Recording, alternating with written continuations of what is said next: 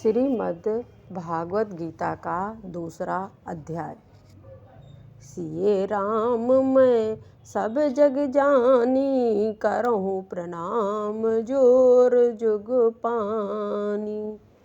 कलयुग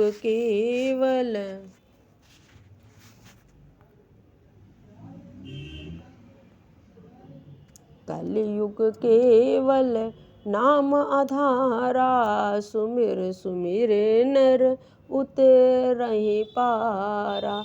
कलयुग में सुनने का ही फल बताया गया है।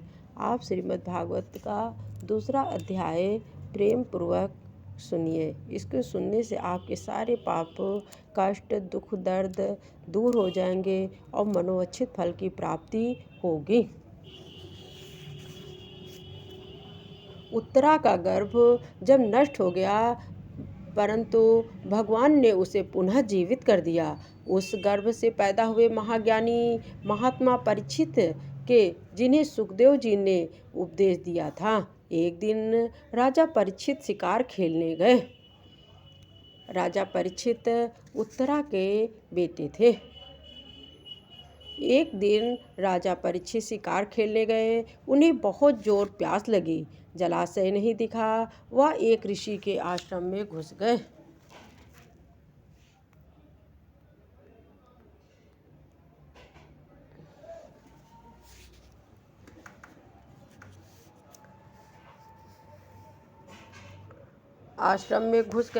वहाँ एक सांप मरा हुआ था। वह सांप उठाकर ऋषि के गले में डाल दिया। ऋषि का बेटा जब आया, उसने परीक्षित को श्राप दे दिया, 7 दिन बाद मृत्यु हो जाएगी। राजा परीक्षित ने घर द्वार छोड़ दिया, परंतु जन्मेजय को राज्य सौंप दिया। जन्मेजय परीक्षित का पुत्र था।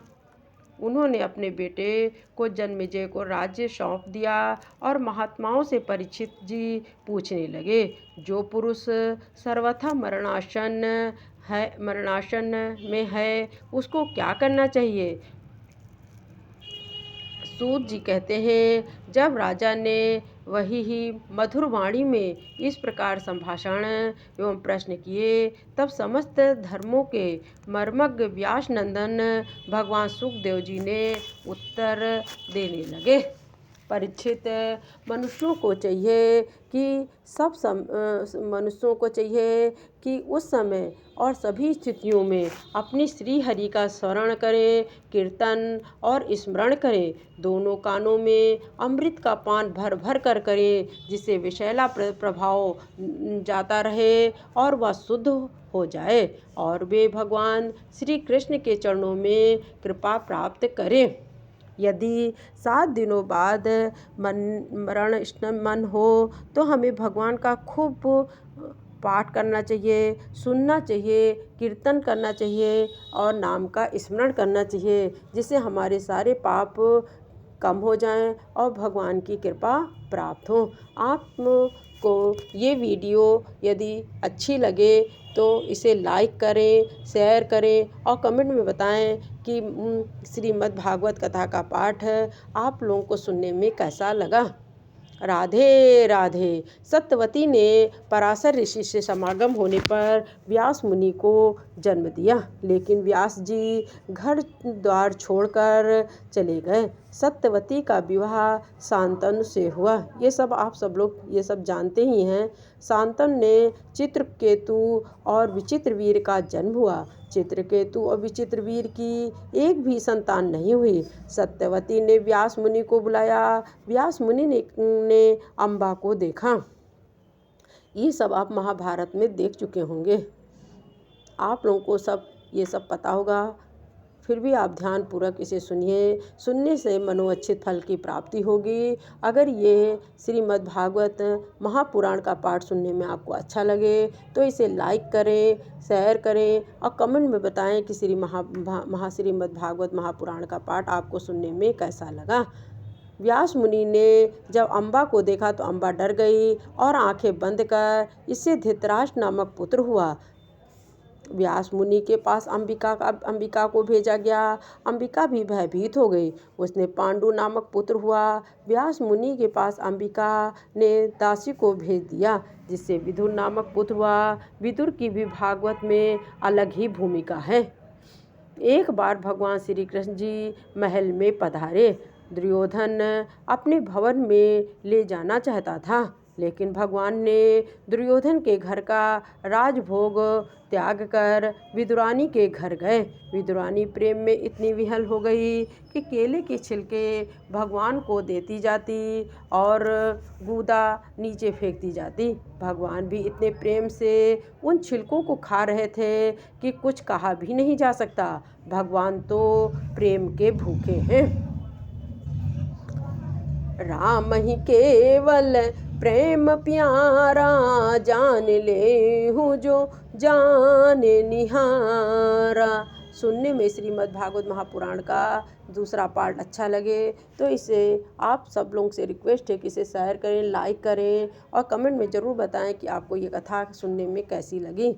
विदुर जी जब आए तो पूछा, विदुरानी ये क्या कर रही हो, भगवान को छिलके खिला रही हो। जब विदुरानी ने देखा कि वह भगवान के चरणों में गिर गई, भगवान जी मुझे माफ़ कर दो, ये मैंने क्या किया। भगवान जी हंसने लगे और बोले, प्रेम से मुझे कोई कुछ भी खिलाए मैं खा लेता हूँ, लेकिन जिसमें ईर्ष्या, द्वेष, अहंकार से भरा हुआ मैं वो मिष्ठान भी त्याग देता हूँ। उस तरफ मैं देखता भी नहीं हूँ, आंखें मूंद लेता हूँ। बोलो श्री भक्त वत्सल भगवान की जय।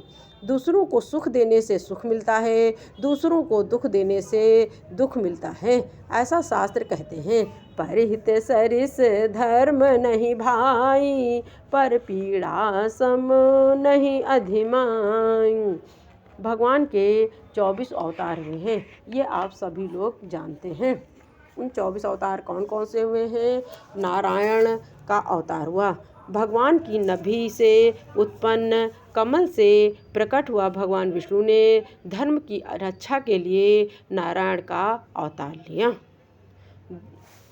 नारद जी का अवतार लिया। एक बार ब्रह्मा जी को क्रोध आ गया और शूद्र योनि में जन्म लेने का श्राप दे दिया। श्राप के कारण एक दासी के यहाँ जन्म हुआ, नाम नंद रखा गया। नंद ब्राह्मणों की भक्ति में लीन हो गए। भगवान विष्णु ने नंद की भक्ति से प्रसन्न होकर उन्हें ब्रह्मा पुत्र होने का वरदान दे दिया और वे इस प्रकार नारद के रूप में प्रकट हुए।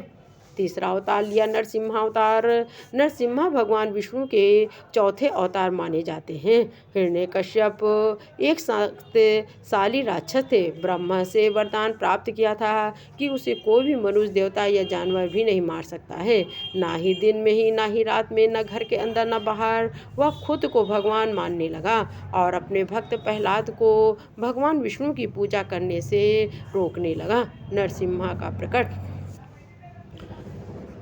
हुआ जब हिरण्यकश्यप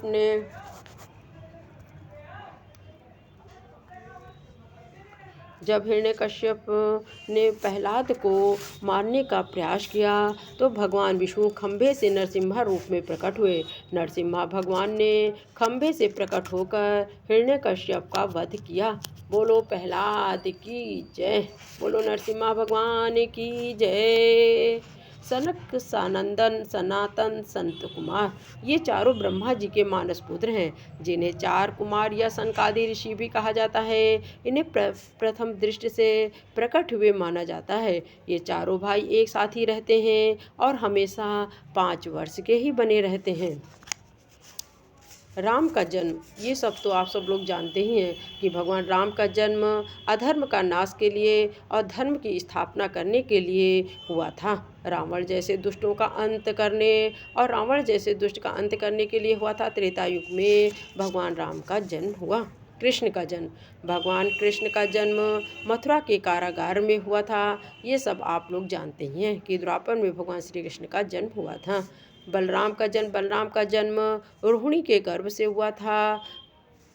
रोहिणी के गर्भ से था, ये भी आप सब लोग जब जानते हैं। परशुराम का जन्म, परशुराम आज भी चिरंजीवी और अमर हैं। परशुराम के गुरु जमदग्नि ने बहुत सम्मान किया।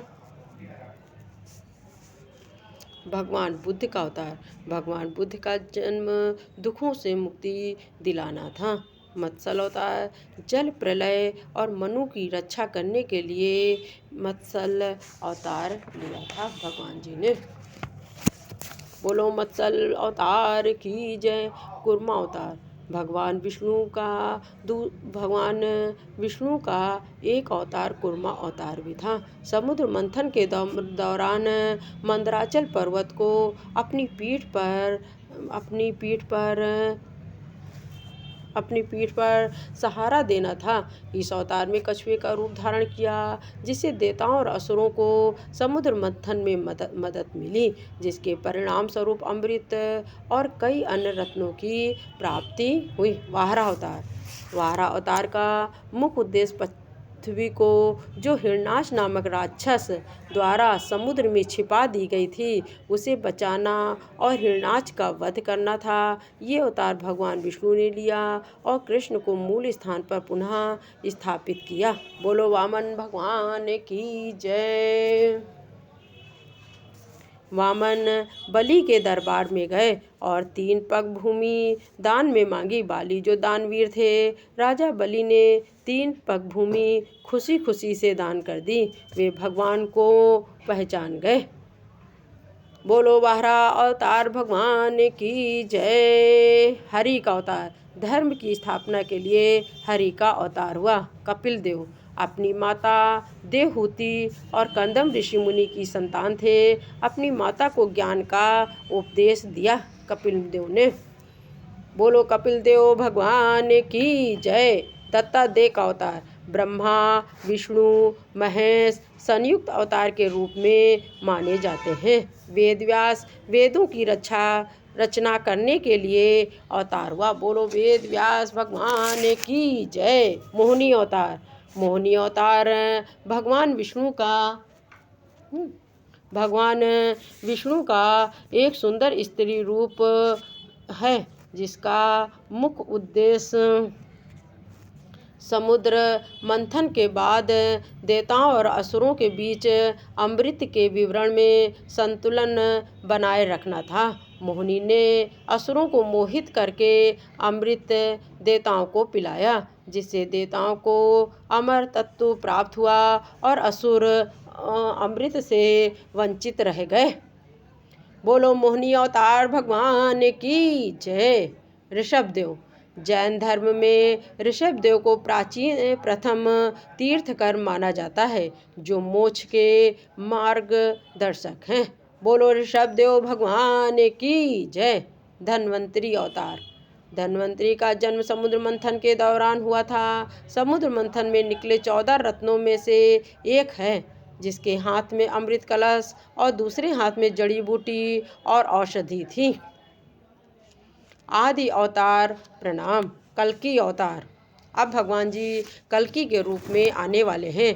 कल्कि भगवान जी विष्णु यश और माता का नाम सुमिति होगा। कल्कि भगवान सफ़ेद घोड़े पर सवार होकर हाथ में तलवार लिए हुए दुष्टों का संहार करेंगे और धर्म की स्थापना करेंगे। बोलो कल्कि अवतार की जय।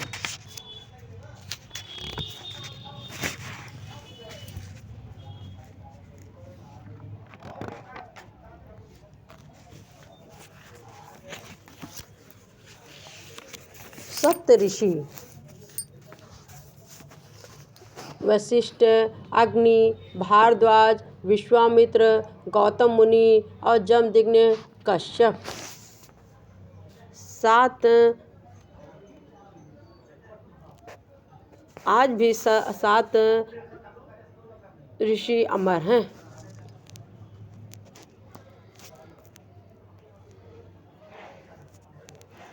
उन सप्त ऋषियों के नाम है परशुराम बाली विभीषण हनुमान महर्षि वेदव्यास कृपाचार्य और अष्टामा।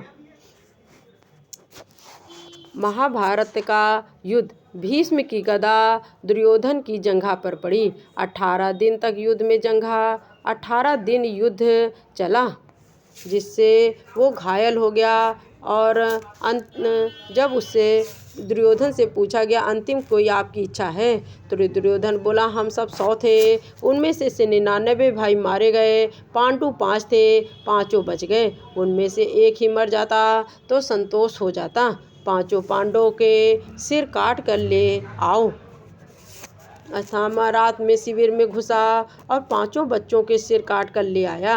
दुर्योधन बहुत प्रसन्न हुआ जब उसने पांचों के सिर को देखा। तो पहले बहुत जोर से हंसा दहाड़ मार करके और फिर रोने लगा। अस्थामा ने पूछा, क्या हुआ? दुर्योधन बोला, ये पांचों बच्चों के सिर ले आए, इन्होंने मेरा क्या बिगाड़ा था? पहले हंसा, फिर रोया, फिर उसकी मृत्यु हो गई। इधर द्रौपदी रो रही थी। अर्जुन जीत का जश्न मनाकर आए थे, लेकिन जब अर्जुन को पता चला तो जान से मारने का संकल्प लेकर चल पड़े। द्रौपदी ने जान से मारने को इनकार कर दिया। द्रौपदी बोली, ये गुरु का बेटा है, छोड़ दो। अर्जुन ने मणि निकाल ली और जीवित छोड़ दिया। भगवान श्री कृष्ण जी द्वारिका जाने लगे। उत्तरा दौड़ते दौड़ते आई, बोली, प्रभु मेरी गर्भ की रक्षा करो। अस्थामा ने ब्रह्मास्त्र चला दिया है। भगवान श्री कृष्ण ने उत्तरा के गर्भ की रक्षा की। कुंती दौड़ते दौड़ते आई, उन्होंने अपने लिए दुख मांगा। भगवान जी बोले, सब अपने लिए सुख मांगते हैं, बुआ आप दुख मांग रही हैं। कुंती बोली, दुख में स्मरण बना रहेगा, सुख में कहीं भूल न जाऊं। भगवान सबसे विदा लेकर के द्वारका की ओर चल पड़े। अर्जुन रथ में गए। बोलो द्वारकाधीश भगवान की जय।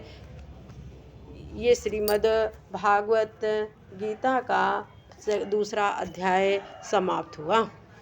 ये वीडियो आप सब लोगों को अच्छी लगी हो तो आप इसे लाइक करें, शेयर करें और कमेंट में बताएं कि श्रीमद् भागवत गीता का दूसरा अध्याय पाठ सुनने में आप लोगों को कैसा लगा।